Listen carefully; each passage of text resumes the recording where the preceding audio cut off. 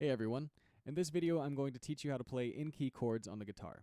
Now what is an in-key chord? Before we answer that question, it's important that you understand what a major key is, and for that you can look in this video's description and find a link to my previous lesson about major keys and scales. So we're going to be playing in the key of G major, and so G major is a collection of 7 notes that start with G and end with G. So the collection of 7 notes is as follows. Note 1 is G, and pay attention to the fact that I'm numbering these. Note 2 is A. Note 3 is B. Note 4 is C. Note 5 is D. Note 6 is E. Note 7 is the weird one, it's F sharp. And then note 8 is actually note 1 is G. Now, if you're playing in the key of G major, what that basically means in most situations is that you're only going to use those 7 notes. You could be in G major and have an accidental note somewhere in there, but that's relatively rare for contemporary music.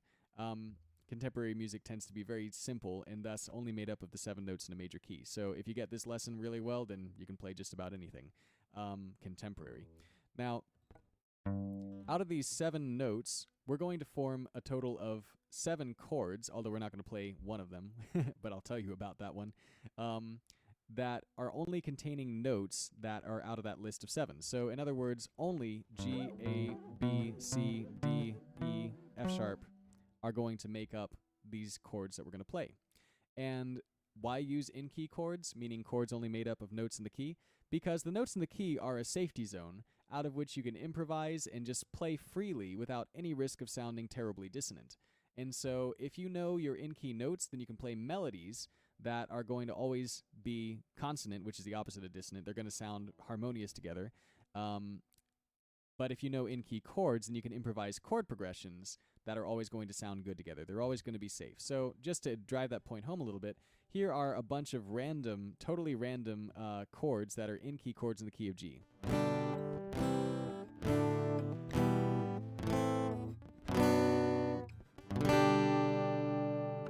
How'd it sound? It sounded good. I'll play another random combination.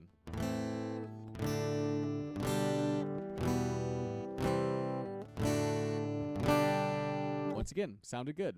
There are no dissonant notes because I'm only playing in-key chords, which only contain notes in the key of G, and notes in the key of G, or in any major key, are going to always sound good together. So that's kind of the point of this video. Now, what are the in-key chords in the key of G? There's actually a way to figure out the in-key chords for any key and any major key, and it is as follows. Out of note 1 of the key, you form a major chord. Note 1 in the key of G is a G, so it's going to be the G major chord. Out of note 2 in the key, you form a minor chord.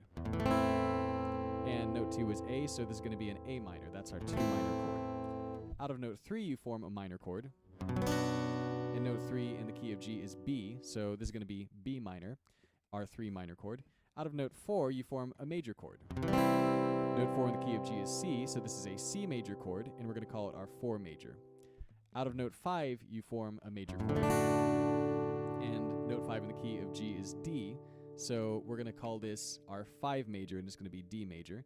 Then out of note 6, we form a minor chord. Note 6 in the key of G is E, and so there's going to be E minor, our 6 minor.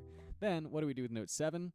Note 7's a weird one, and you pretty much never play it. You actually play it combined with a 5 chord in what's called a 5-7 chord, but the 7 chord gets turned into a diminished. And the diminished chord is not commonly used because it's the most dissonant chord you can possibly make out of a major key's notes. So if I were to play an F sharp diminished 1 note at a time, it sounds like this. Pretty weird, right? So we're not going to play that one. But for all practical purposes, what you generally need to know is that there are 3 major chords that you form out of numbers 1 through 6, and 3 minor chords that you form out of numbers 1 through 6. So the 3 majors are the 1 major, the 4 major, and the 5 major. I like to think of these as 1 plus 4 equals 5 in order to remember them. So 1 major, which is G major in this case, 4 major, which is C major in the key of C, and then in the key of G, and then the 5 major, which in the key of G is D major. And what about the minors? Those are going to be 2, 3, and 6. So we have our 2 minor, which in the key of G is A minor. We have our 3 minor, which is B minor in the key key of G, and then our our 6 minor, which in the key of G is E minor. So I like to think of the majors as 1 plus 4 equals 5, and the minors as 2 times 3 equals 6. So majors 1, 4, 5, minors 2, 3, 6.